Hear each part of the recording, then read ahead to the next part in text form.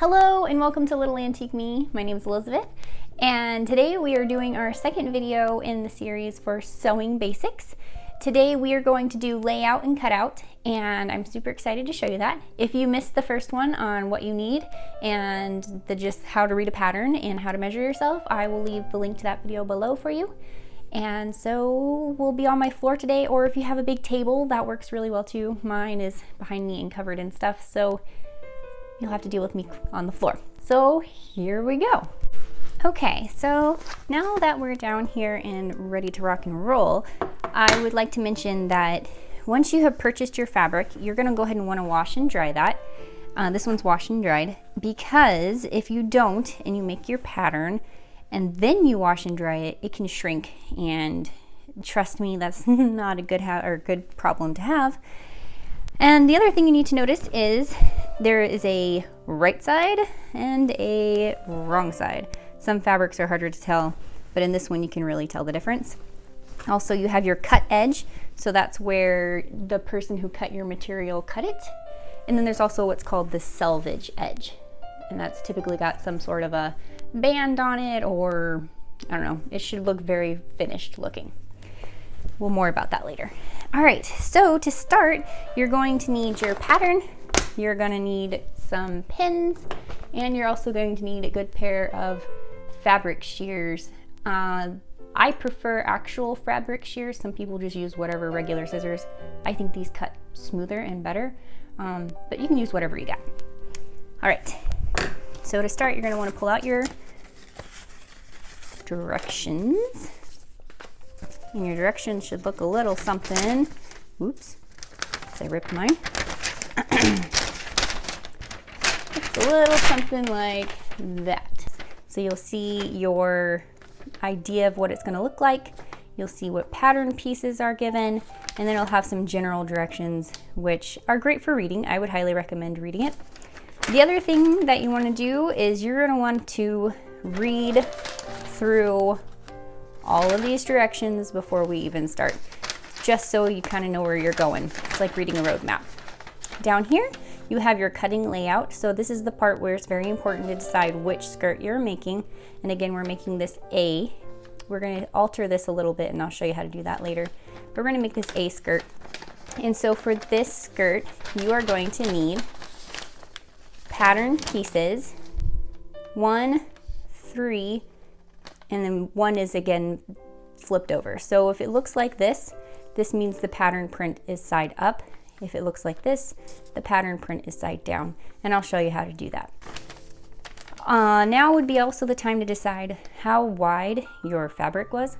So like for example, right here it says 44-45 inch fabric bolt. So this is how you would lay it out for that. If you had a 60 inch wide piece, you would have a layout similar to this. I'm self-taught, and while I do occasionally follow these layouts, I typically just do my own thing. So yeah, there's that. And so I'm going to show you what to look for, how to lay it out, and how I lay it out. All right, now that we know we need pattern pieces 1 and 3, which mine's going to be super easy because I've already used this pattern multiple times, and so they're right here. If you did a pocket, there's a pocket. We're not doing pockets. So to find the pattern piece, you're going to open up your pattern and you're going to look on the pattern piece, and it's going to say right here, pattern piece number 1. And it'll probably at some point, like right here, it says skirt front and back. So this will help you know what pattern piece it is and what it's for. It'll also tell you how many to cut. So this one says we're going to cut 2, which we already knew from the directions. And so that's pattern piece 1. We're going to lay that aside for now because we got to press it before we use it. Also, it said we need a pattern piece 3, which is this one. And this says it's pattern piece 3, which is our waistband. And we're going to cut we're going to cut 2 of the fabric and 1 interfacing. And that will be our waistband. Now, I like it to be a straight waistband, so what I did was this pattern originally calls for a curved top. You can do that if you want. I just prefer not to. So what I do is I just fold it down, iron it flat until it's just a straight waistband instead. So set that aside as well, because we're going to need both of those. Now moving on to our fabric. So go ahead and press your pattern pieces so that they're flat. Mine are pretty flat because I've used them multiple times. If you were to use a pattern that had smaller pieces, like for example, if we were using this number 2 for pocket, you wouldn't necessarily have to open this fabric up and cut 2 different ones. You could actually lay it on the fabric like that, pin it on, and that would be 2 pockets. But since we have a really big skirt piece, we're going to open this up flat, like so. And the great thing is, some of them will make you lay it out where the right side is on the floor. Some of them will tell you to right side up. The great thing about this pattern is it doesn't really matter because it's 2 big pieces and then a waistband. So we're gonna look for our selvage edge and make sure that that's all straight. And also we're gonna move our cut edge to the bottom here. So hold on. So lay it out flat. I probably should have pressed this first. If you notice that you have a crease much like mine, I would highly suggest ironing it so then you're not having to push it down or hope that it's not going to wrinkle while you're cutting it. So I'm gonna spread this all the way out and I'll be right back. The other thing you're gonna look for is this arrow. There's always one on every piece. This arrow and line need to line up with our selvage edge. So the edge that's not cut. That's because this material, or any material, has a stretch one way or the other. If you cut this way and then try to wear it, it will stretch out because of the way the fabric stretches, especially with jersey knit material. So be really aware of where this line is be really aware of where this line is, where it coincides with our selvage edge. So to lay this piece out, I'm going to do this in fast forward so that you don't hear me wiggling around with my microphone.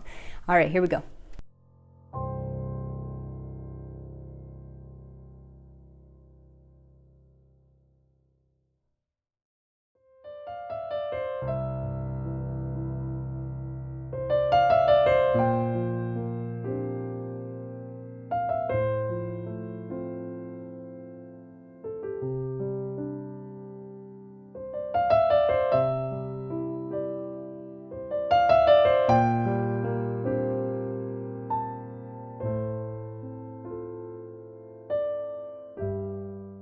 All right, so now we have it all pinned down. I just take my straight pins. You can find these at Hobby Lobby, Joann Fabrics, pretty much anywhere. And I just slide them in parallel to the side of my pattern so that when I cut it out, I'm not going to cut a pin or have it get in the way. So since we need this pattern piece again, I'm gonna go ahead and cut this one out and I'll be right back.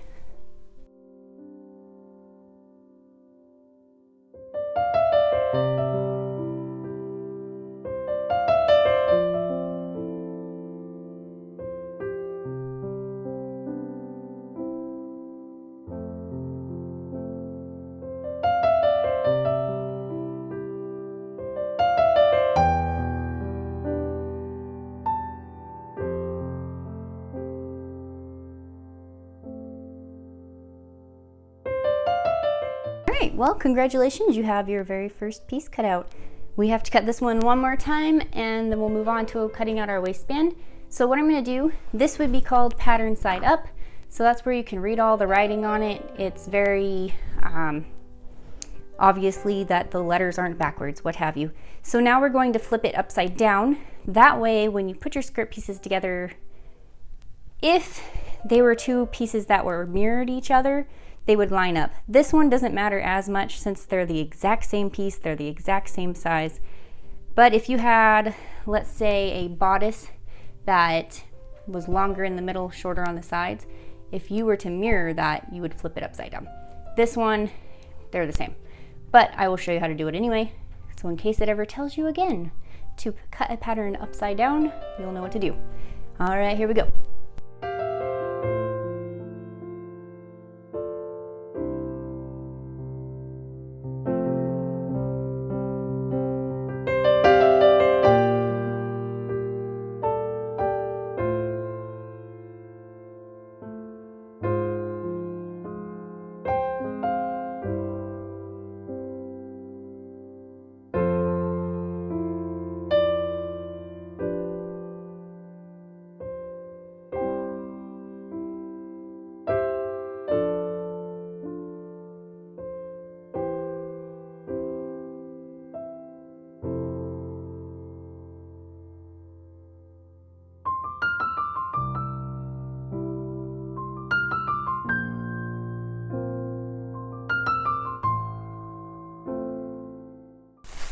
Okay, congratulations, now you have 2 pieces cut out. And as you can see, they're stuck together.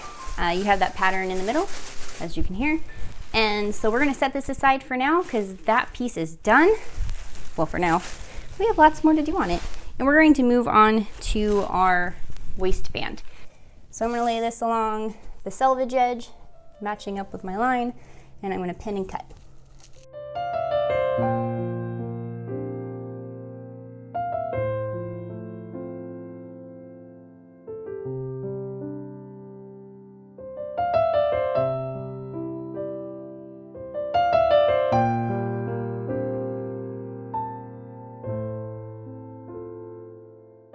All right, now that you have your pieces cut out, congratulations. That's always the longest part, is the layout and cutout. It always takes forever. You are gonna wanna go back and look at your pattern pieces, and you're going to see these little arrow notches. You're gonna wanna take your scissors and you're just gonna want to gently clip right there to create a tiny little slit. And same here. You can think of these as kind of like road markers on a journey. Later they will make a whole lot more sense.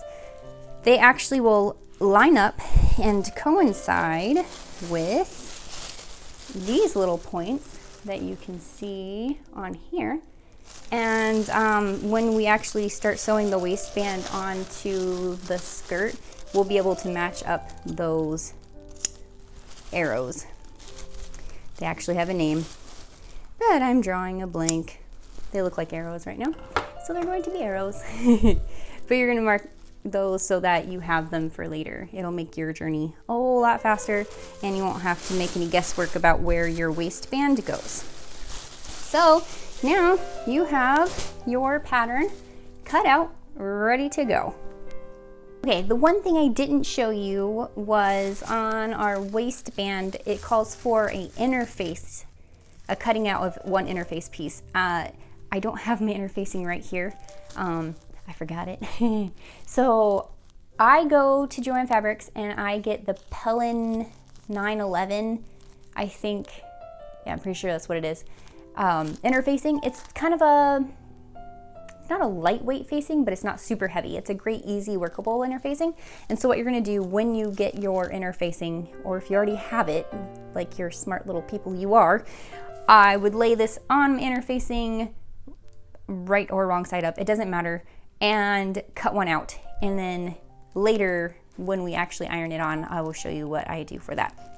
I can't believe I forgot that. So we have our pattern pieces, which is great because it's only 3 pieces, which is one of my favorite kind of patterns because it's easy. The cool thing about this skirt is that you could add pockets if you wanted to. I'm not going to for this video just because pockets are a whole nother ball game. But for today though, you have success. Today you have successfully cut out your very first pattern, or maybe it's your 10th, who knows. But I really appreciate you following along with this. The next video I will show you how to put it together. And I'm super excited about that part. This is my least favorite part of sewing, to be honest, but at the same time, it takes a lot of the guesswork out of sewing.